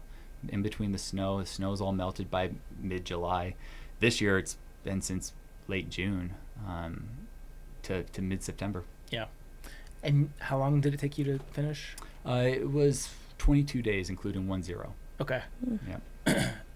Do you think you were slowed down at all because you're taking such rigorous notes, or is that like how fast you would hike it under normal circumstances? 100% slowed me down. That being said, there was no social interaction to be slowed down by, so I imagine it came out to about the same. Yeah. There's a lot of times when I spend like an hour and a half at lunch when I'm with other hikers, just chatting and hanging out and relaxing, and I didn't really do that. Either a storm was coming, or I was like, there's nothing else to do here. I'm gonna just keep moving. Yeah. Yeah. Did you count, and if you didn't, could you guess how many of each wildlife you saw? I didn't see a ton of wildlife. I saw one moose. Okay, that's the one in the photo. That was the cool highlight. moose. Yeah, it was super cool. Cool. Yeah, that was right outside of Walden too. Yeah. Nice. Okay. Okay, so back to the water question. What's the longest water carry here, and how many miles on average would someone expect to go to water sources? It's pretty good. You're up in the mountains, so there is a lot of water. Though when you're on the ridge lines, that's where you see the least water. So the longest water carry is 16 miles. That being said, you could walk like a quarter mile off trail to go get water in that area to break it up. So there's a lot of that. That's just a normal Blue Blaze on the AT. Exactly. There's your point too. Exactly. So those are the areas where it's personal preference. If you'd rather not hike off trail, then to each their own. Yeah. Yeah. And you said there's 3 people doing it right now. Do you have a rough idea of how many people are planning to do it this year altogether? My guesstimate is anywhere between 15 and 100. It's a really wide range. 100 would be huge. Yeah, absolutely. Within the Facebook group, one of the questions is, why do you want to join the Facebook group? Yeah. And a lot I just of people, applied, by the way. You have to right on, man. Yeah. Well, one of the Apply answers to now. people respond with is, I want to hike the trail either this year or next year. Yeah. And I'd say about 50% of the people say that, and we're up to almost, we're in the 200s at this point. Wow. There. So there's enough attention, I think, at this point that somewhere within that range is feasible in my mind. Yeah. Yeah. Of the people that are going to hike it that you're aware of? I assume these are not first-time thru hikers. These are people who already done a good amount of thru hiking. Yeah, in terms of my contact, they seem pretty knowledgeable when it comes to a thru hike. It's Yeah. not their first rodeo. They know what far out is. Yeah. Okay. Somebody listening to this who hasn't thru hiked but like lives in the area that's curious about this, would you recommend this as a first thru hike, or should they go cut their teeth somewhere else first? Yeah, I mean, the other thru hikes are a lot more well established. You're going to have the community to help you through some of those learning challenges of learning how to thru hike. You know, what type of gear you need and all those things. How do you care for a blister? This hike isn't necessarily well set up for that. That being said, the resources I published online were kind of designed to help the novice hiker be able to do it. I published as many waypoints as I did so that people who didn't know what they were doing weren't getting stuck somewhere without information, which all of the other trails have abundant information. And you wait 5 minutes on trail, there's going to be another hiker coming down to give you information if you need it. Yeah. I heard you mention Far Out while I was liking the page. Are you on Far Out? Do you have plans to be on Far Out? One of the enthusiasts of the trail has reached out to Far Out, and Far Out's response has been that they're aware of the trail. They don't have any immediate plans to put it on their app, but it is on their list. Mm-hmm. I figure this first year is gaining feedback from users and seeing, do we have the optimum route? Is there anything we need to tweak? And then going through and being in touch with Far Out more to have something more solid. Yeah. That's what we're looking for. Speaking of navigating, you offer all of the mapping and everything on your website for free. Yeah. Mhm. Yeah. So if anyone's curious about this, go to northerncoloradotrail.org. What is the actual process of going through and creating all the waypoints? Like, are you on the Caltopo app when you're hiking it and just marking everything down as you walk past, or what does that look like? So I actually use the Gaia GPS app, similar software type style, but it is exactly that. It's get to a river, hit the add waypoint button, type in the notes about that waypoint, and then hit save. Yeah. Hike to the next point. Yeah, on repeat. Yeah. How many waypoints are there? Over 1,000. Wow. Yeah. And what are the things that you're marking down? Obviously, moose. The moose will be there always. But like water. What are the things that you're notating? Absolutely. Water flow in particular, whether or not it's like a seasonal stream, is important. Campsites, the size of the campsite even is helpful. I remember on the PCT them having reference to that and that being helpful. I was like, that's a small campsite. I can't rely on that being there. Did you put all these little tents? That section in Rocky Mountain National Park is actually published by the map maker. So no, I did not put those. Those are actual campsites that are in that area. Okay, the two spots I must have just randomly zoomed in on. Yeah, no, Both you're had looking at a them. very specific spot where there is a ton of campsites. I chose one at the end and one at the start, and I was like, did he put all these little tents? That would be cool. Interesting. So you mentioned campsites. What is the camping situation? Lots of campsites. Yeah. There are definite sections of the trail, especially along those major roadwalks, Walden, Yampa, where you're going to have to hike to the town or through the town to bypass all the private land and ranch land that's in that area. I have had brief conversation with the BLM land managers who are enthusiastic about the trail in general. So I feel like working with them to maybe develop a couple other sites in those areas will be helpful. Yeah. But at this point, everywhere else, there's campsites everywhere. The rangers have expressed concern that increased users on the trail will impact and hurt, say, some of the lakes in that area, because you're not supposed to camp too close to the lakes. I think it's within a quarter mile and in the backcountry that doesn't always get respected. So that was definitely a concern of theirs, which I'm on board on. But my follow-up was, well, if that is an issue, what can we do to remedy it? Do we need more campsites available in those areas to make sure that hikers aren't causing damage? And they agree. They're like, well, that's just something we'll look at in the future. Mm-hmm. What is the food situation like? Are you bringing a bear can and Ursac? Nothing? I didn't take anything, but that's kind of my style unless it's legally required. Yeah. So it's not? In Rocky Mountain National Park, it for sure is, but that's those 2 7-mile segments. Only if you're camping in the park, you need the bear can. If you're walking through, no bear can required. Got it. And so most people that I've talked to intend on hiking through that area, because for a thru hiker carrying a bear can, it seems very inconvenient. You'd think with it being more remote and you seeing less people and you saying like, some of these areas are just so untouched that there might be more wildlife. Totally. You're spot on, and I will say I have seen a plethora of wildlife in these areas, just not when I was on trail last season. These areas also have been greatly impacted by wildfires over the last 10 years, and so the habitat of the animals have been changed, and their migration patterns have changed. I've seen more moose on a road walking through these burn areas than I can remember in the 10 years prior ever. So there is some impact from that, I imagine, as well. Less habitat. If somebody wants to check out the trail but doesn't have the time to do the full thing and they just want to like bite off, let's say 100 miles of it, which stretch would you recommend? Segment 4, over the Flat Top Wilderness is a highlight, and the access to it is fairly straightforward. You spoke before about not being sure about going Sobo. Is this a trail that you would recommend doing northbound? Both directions is totally awesome. Each has kind of an advantage and a disadvantage. How do I express that in a simple way? It really is the access to the trail. So if you start and you plan on doing it NoBo and you're traveling from outside of, say, the Colorado area, getting to Glenwood Springs is fairly straightforward. There's buses and trains that take you from Denver to Glenwood Springs, or then you can just start walking up the hill. That being said, then at the end of the trail, you can have a little bit more of a challenge getting off the trail to go home. Vice versa, if you start on the north end and going south, that transportation is a lot easier. In terms of what you'll see, it's all so good, and no direction is going to be better or worse. They're both going to be the same amount of challenge and fun. So you just started getting the word out about this trail. Was it like late last year?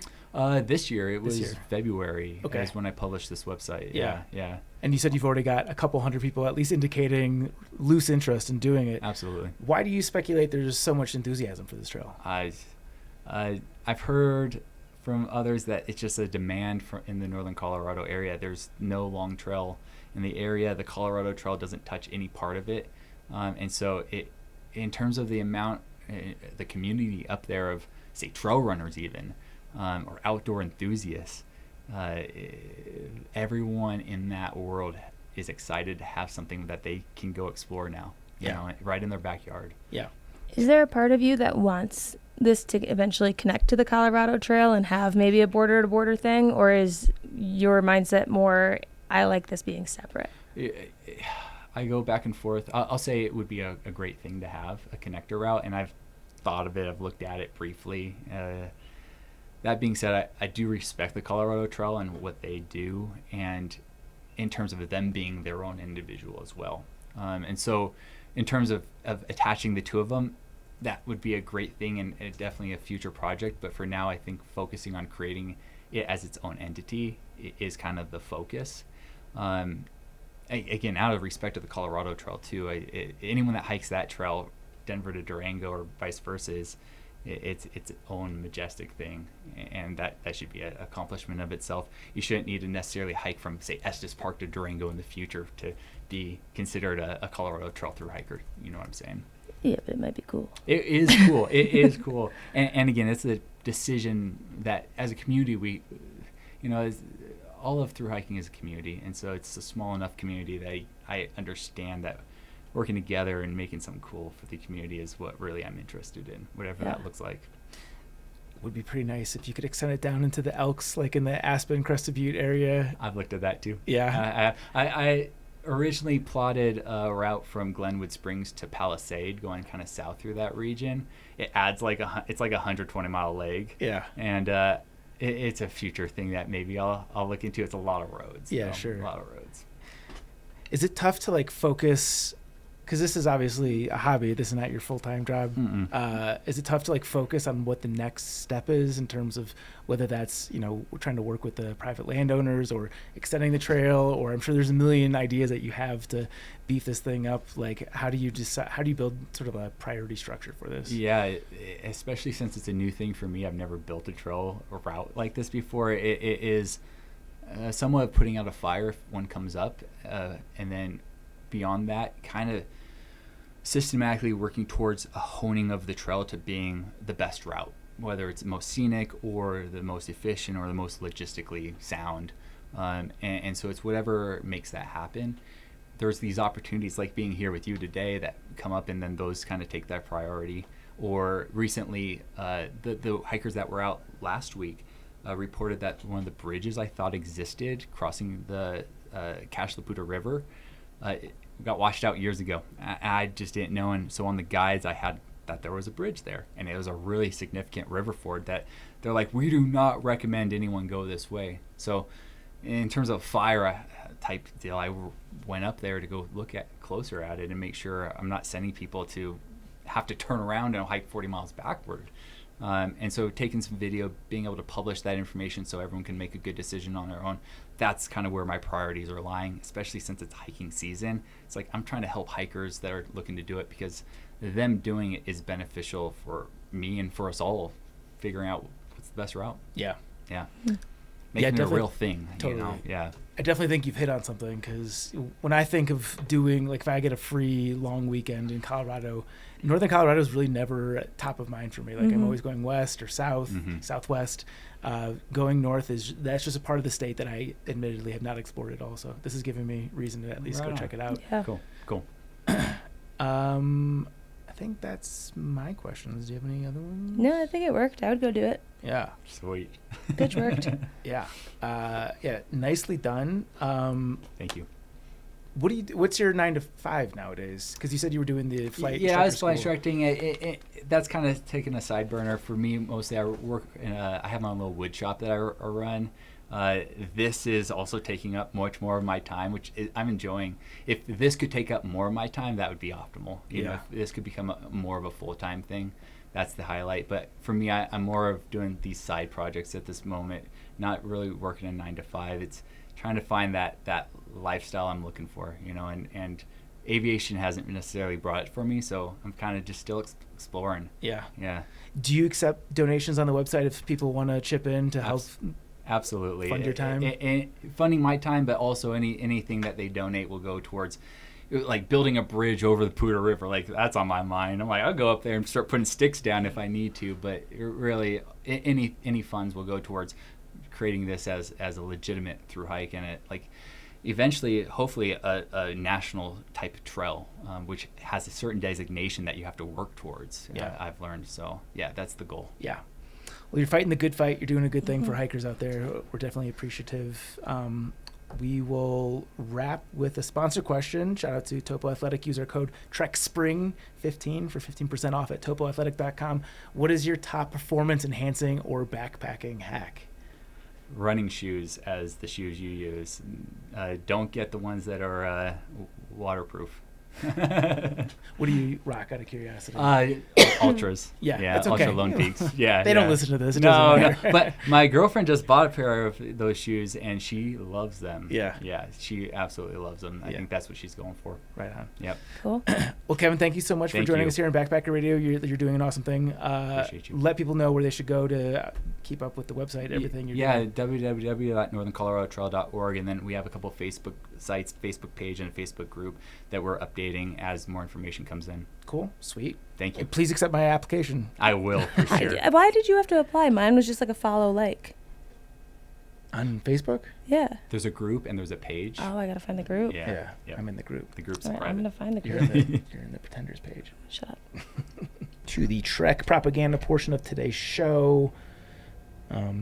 Sad news story from the AT thru-hiker drowns in Virginia. A 38-year-old AT thru-hiker died Wednesday. I don't have the exact date. That would have been July 3rd, 2nd, whatever that date is. Wednesday morning at a hospital after being found unresponsive in a hotel pool in Front Royal on Tuesday night, the day before. Authorities suspect a medical emergency may have contributed to his drowning. Michael Anthony Glass of Dayton, Ohio, was found in the pool at the Baymont by Wyndham Hotel shortly after 10 p.m. Tuesday. Front Royal Police Department officers responded to a reported drowning, entered the pool to retrieve Glass, and immediately began CPR. Life-saving efforts continued with the arrival of Warren County Fire and Rescue personnel. personnel, who then transported Glass to Warren Memorial Hospital. He was later transferred to Winchester Medical Center, where he succumbed to his injuries the following morning. I'm assuming, obviously, by the time that this comes out, there'll be a lot more details about what happened, but this is all we have as of this recording, and obviously our heart goes out to the loved ones of Michael Anthony Glass. That story. Question of the day. How many days until Chaunce's bowels remember what a solid is? Yeah, we have a lot of other question of the day options, but this one... Are you still peeing poo? I'm not pooing poo, that's for sure. But it's not as dire as it was when I had thought of this question of the day. When I thought of that, it was mainly you got like... back from Mexico how many days ago? I got back last Sunday. Okay. And my thought is you've been to Mexico plenty of times, so you probably can be like, oh, that's normal. But I ate a lot of al pastor tacos, and I'm just blaming my stomach, maybe not liking how many I ate, because I did a really, really good job of avoiding drinking the water. I've learned that there's nothing you can do. You either get lucky or you don't. Yeah, I didn't. Yeah. But it was so weird, because at first I was fine. And then Monday at like 8 p.m., something weird. I was just sitting there, and all of a sudden I looked at Garrett, and I was like, I'm going to throw up. And I went to the bathroom, and it was just like everywhere. And then once that happened, then the other side started too. While it has slowed down, I thought I was in the clear. So Friday night, I'm home alone. Garrett's on his bachelor, so I'm just like having the house to myself. And I ordered Brothers Barbecue because I was like, I'm just going to eat a fat plate of meat and give myself the meat sweats and go to bed. Woke up at 5 a.m. Again, just projectiling. And it almost did a triple crown of the worst things to throw up was one of my suggestions, because condensed meat in your tummy for 12 hours, that's one of the worst things I've ever thrown up. Yeah. I mean... And that was Saturday. That was like 2 days ago. Yeah. That's not fun. I guess I kind of am an expert on this because I get it most times I go. I thought you'd be good at this. Yeah. No, I now can recognize like the first poop that looks off. I can tell it's like, oh, this is about to become a thing. This is about to become a real problem. It just becomes, it's like you have a poop that's a little too slimy, and you just know that you're going to have a week to 2 sometimes of just, you'll be, not only will you be diarrheaing, but in my case, the farts are outrageous. Like room clearing bloating. Farts. It's like something's trying to escape from the inside. Yeah. And it's just pushing out. I have made real attempts to avoid water, as you mentioned. It comes from the produce. Like, it can literally come from anything. Yeah. They put ice in all the drinks. I did ask about the ice at the one place, and everyone around me was like, no, the ice is fine. It's like, is it? I think in most places they probably use filtered water for the ice, but I'm sure there are places that say they use filtered water for ice, and it's like, that costs more, and how would they ever know? Well, I was thinking as I was in the ocean, and I was like, surely if ocean water gets in my mouth, that's just as bad, right? Or no? I actually don't know the answer to that. I mean, I'm not drinking ocean water, obviously, but... It can get, I assume it could get in your system. I would think not, unless, like, you're next to a place where sewage runoff is getting in there, but I don't actually know. Well, physically, like, mentally, emotionally, I feel fine. Like, I don't feel sick. Yeah. I just haven't produced a solid in over a week. Yeah, no, I know the feeling of you sit on the toilet and just, like, fart, spray poo. Spray poo. That's right. Yeah, I know that. Yep. Cool, good. Yep. To the next very popular segment, car getting broken into of the week. Yes. This one, this is funny. This is a follow-up to Valentine's Day triple crown of micro arguments. Garrett gets really bothered with me because every time we go somewhere, he drives, and usually it's my car. And when we get out of the car... Do you guys argue about that? No. But when we get out of the car, I will push the lock button on the door like 4 times before closing the door. And he forgot to lock it one time, and some guy went through my car, right? Ever since then, he's like, now I swear I always lock it. And so he gets annoyed when I go and I push that button like 4 times because he hears it, and he's like, I got it. Like, trust me, I got it. Well, he went to pick up his friends for the Bachelor from the airport on Wednesday night, and he claims he locked it, but the front door on the passenger side was not locked because when I went out in the morning, it was just like confetti in my car of everything from every pocket. So there's debate on how that happened. No. I stopped that after someone stole my laptop out of my soft top Jeep in San Francisco in like 2016. I learned that lesson pretty good. But they took like my dollars. I have some dollars in the middle thing in case I get to a gas station or realize I don't have any gas and I forgot my wallet and my phone at home. It's happened before where like the $3 have come in clutch. Yeah. And apart from that, like nothing good. Really, honestly, nothing good. But when I was going through the confetti of them having just like pulled things out and like they're just dropping things because nothing's good, there was a bag in the middle thing that I think they thought would have something good in it. It was just dog treats in a paper bag. So there's just stuff everywhere, but all over most of the surfaces of the car, I had a stack of the Grandma Gatewood backpacker radio stickers, I guess, in the center console from maybe when we drove to Trail Days. And they just like exploded them everywhere. And so there's just these Grandma Gatewood backpacker radio stickers over every surface in addition to all my car stuff. And I almost started a group chat that day just being like, why don't thieves want our stickers? But yeah, they didn't want them. The takeaway there is, don't leave valuable stuff in the car, and it's not a big deal when someone breaks in. Yeah, and I guess our stickers aren't valuable, but I kind of hoped they would have taken one. Obviously not backpackers. Backpackers are not the type of character who would break into someone's car in the first place. I did think, like, what are they pegging my personality as based on what they're seeing in my car? Yeah, it'd be fun to interview them after the fact. Yeah. Hey, do you want to come back and tell me what you thought of me?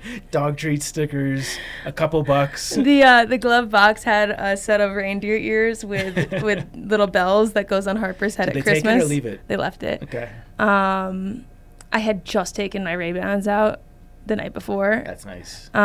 So they didn't get those. They left my glasses that were in the glasses thing. I guess it wasn't the right prescription. So, no, nothing really got taken, but it was funny that looking at the damage, it was just backpacker radio stickers everywhere. Yeah. So. And I just remembered as you started talking, I also have a stupid thing of the week. I guess yours wasn't a stupid thing of the week. Mine is, sort of. Did a hike run today, and at one point, there's a group of 3 older women who I stepped off trail to get out of their way. And they're like, you should watch out up ahead. There's a ton of poison ivy. I'm like, okay, thanks for the heads up. And they're like, then one started like staring at me. Apparently I was standing in poison ivy. I didn't even look down to see like what was there. She's like, you are standing in poison ivy right now. So one, obviously stupid that I didn't look to see what was there before. You're just so chivalrous. It didn't occur to you. But here's the thing is this was about 6 hours ago. I'm going to find out if I'm actually allergic to poison ivy because I've never had poison ivy in my life, and I'm kind of hoping that I'm just immune to it because like surely I've crossed paths with it on the AT. I'm not very good at identifying it. Like I know it's a 3-leaf plant, and like I've seen photos of it. I know what it looks like, but it's not like a standout. It's not like poodle dog bush where it's like a really unique looking plant. It kind of looks like everything else. Yeah, I just avoid anything with leaves of 3. I would not call that test conclusive. I would think that sends you to the next round of tests if nothing happens. But if nothing happens, no, I think we need to have poison ivy brought into the studio, and then I need gloves, and we'll do like a spot test. Yeah. And I'll rub straight poison ivy leaf into like arm or calf. We're gonna need a lot of Patreon dollars to get me to that point. No, if your test is the way that you think it'll go, then you should feel confident going into that. This is what we call a high risk, no reward situation. I try to avoid those bets. Why? Because it's high risk and no reward. It's not that the risk isn't high if you've tested it several times and said I haven't reacted. Well, so from what I understand is immunity to, I think immunity is maybe not even the right word, like resistance to poison ivy can change over a lifetime too. So like maybe I have it right now, maybe I lose it next week. So at a certain point. That's a scared boy answer. Yeah, I don't want. Yes, I am scared of rubbing poison ivy on my face. Okay, for no well then reason. you can't say that you're immune to it and use that as a bragging right if you're not willing to test it. All I'm saying is I was definitely standing in it today, and we'll find out how that goes. So Okay. TBD. But apparently symptoms manifest within like 12 to 48 hours. So yeah, if I wake up itching in the middle of the night, then we'll have the answer immediately. Triple crown of bodies of water. Yeah, should we just like limit it to the U.S. or do you want to do all of the world? Yeah, why limit? Well, because I learned that there's 47 types of bodies of water. Oh, I'm not doing. Okay, this is a classic. We interpret it differently. I'm going with specific bodies of water, like proper noun body of water. Like lake or like Lake Michigan, not one of my options. Right. No. But then you have options for every one of these 47 categories. Yeah. Every cove's an option. Every fjord's an option. Every gulf, every marsh, every puddle, every pond. A puddle is not a body of water. According to that sweet infographic you just pulled up, it is. But yeah, I mean, I can't think of any specific coves that I would want to draft. So. Rivers, streams. Yeah, I've got my options. Okay, well, I'll start. We can limit it to the U.S. if you want to keep it.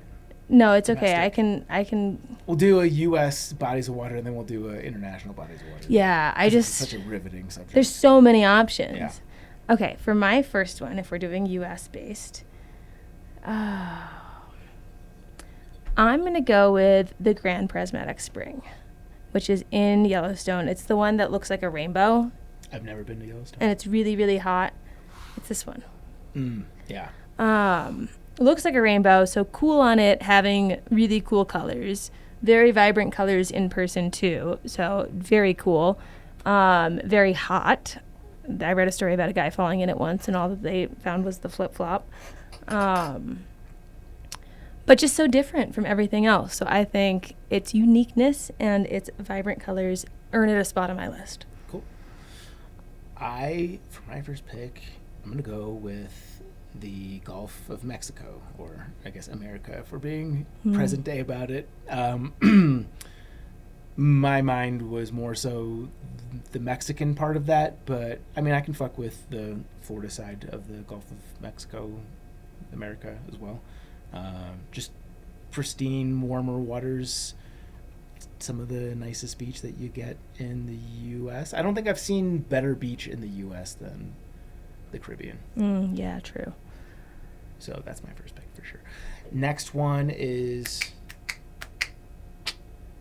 I'm going to go with the lake. I'm going to go with the best lake, Lake Tahoe. Ooh, that was on my list too. Lake Tahoe is good very one. nice. Best in the heat of summer because it's very cold. It's a deep lake. Is it the deepest or the second deepest? It's Crater Lake and that. Crater Lake's deeper. Lake Tahoe has more water. That's my guess. Yeah, Crater Lake is. Let's do. Yeah, Lake Tahoe's number 2. It's the deepest lake. Maximum depth of 1,645 feet. Crater Lake is 1943. Yeah.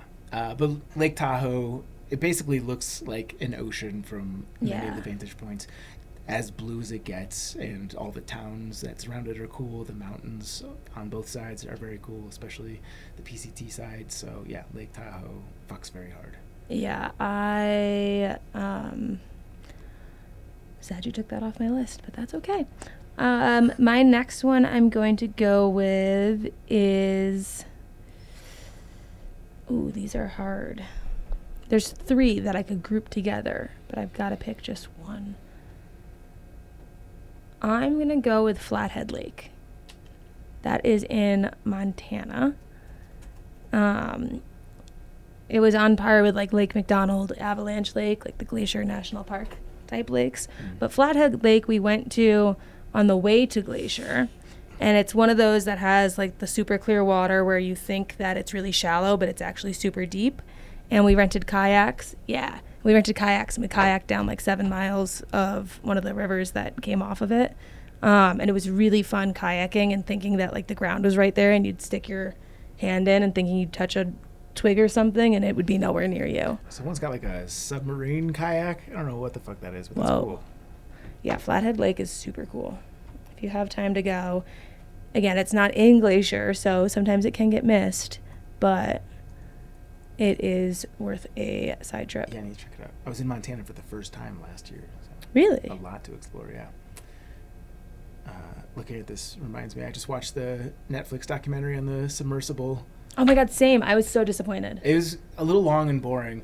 They really dragged out the point that the guy's a psychopath and like this is all just his ego. Yeah, I really want, like, the inner psychopath in me really wanted a breakdown analysis of what happened when it imploded. And I was hoping there'd be like graphic. Well, because the trailer showed the little molecules of the body like going in. Yeah. So I was like, great, you guys are going to totally break this down. It's kind of like watching the Titanic. Like, Yeah. you want the story leading up to it, but also you need the destruction. And I thought, because they had mentioned the banging sounds in the water, I thought they would go down that whole rabbit hole of how we thought that was them like signaling for help, and like the goose chase. They could have taken us down that and then been like dead end.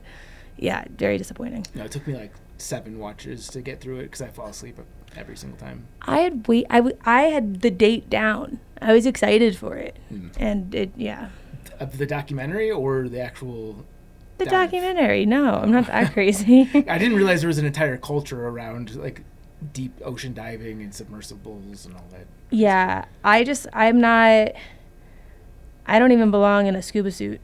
I'm not a underwater person. Yeah. So that stuff just fascinates me. All right. Did you do 2? No, I did 1. I just did Flathead. And then the next one I was going to pick, I forgot I got both at once.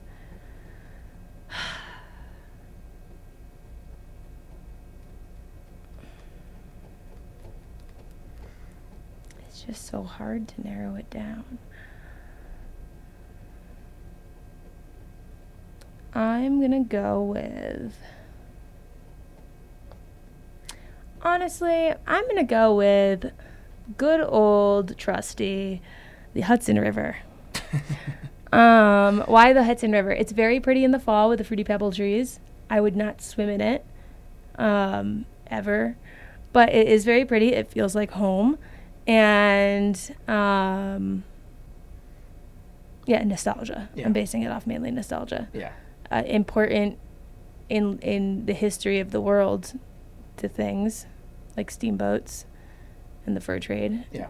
But mainly just pretty in the fall. Yeah, that's fair. Isn't it also the border of New York and New Jersey for a portion? Did I make that up? Kind of like goes out into the ocean near there. Well, there was this one book we read in high school where at the end of the book, it was like a Shakespeare something. At the end of the book, the woman character just like walks off into the ocean, and that's how the book ends. And I can't remember the name of it, but it was assumed that she like committed suicide or something, right? Like she just walked into the ocean, book ends, write an essay on what you think happened. But me and my best friend that grew up across the street from me, whenever we'd have like a hard moment in high school, we would say we were taking ourselves to the Hudson. And you wouldn't say what you would do at the Hudson, just like this book. But you would just imply that you were taking yourself to the Hudson. And it was just like, I'm having a hard time. Yeah. So more nostalgia. Good.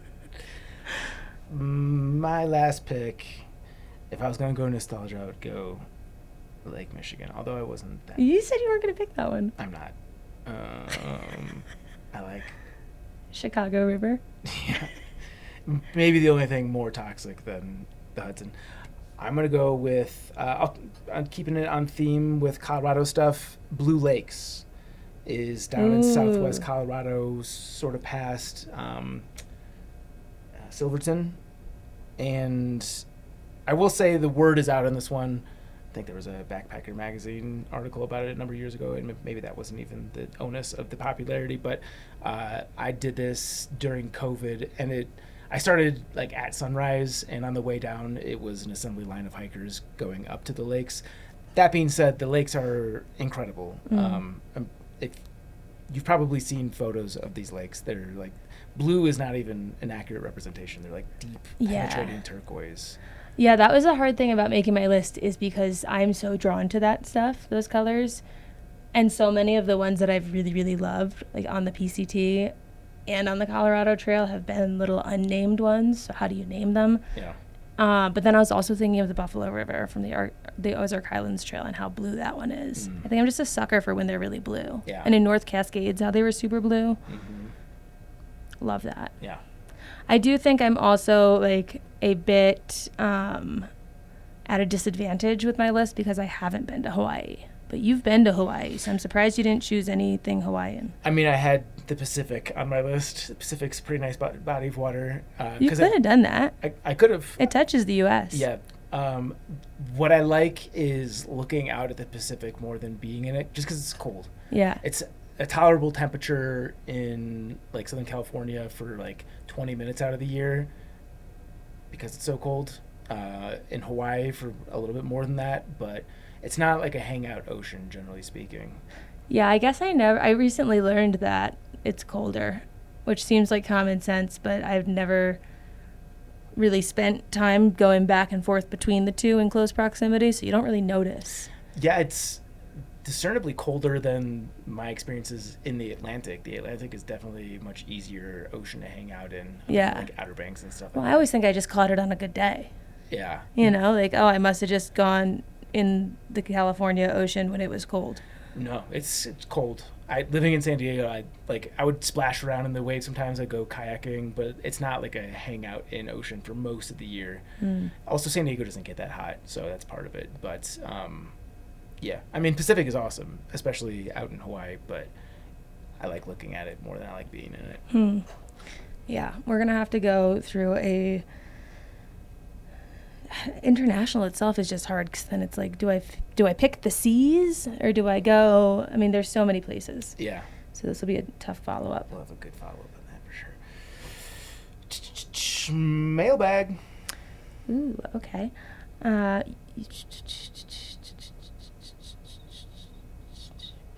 You guys are great. I listen to all your crap, and I think it's fun to get to go.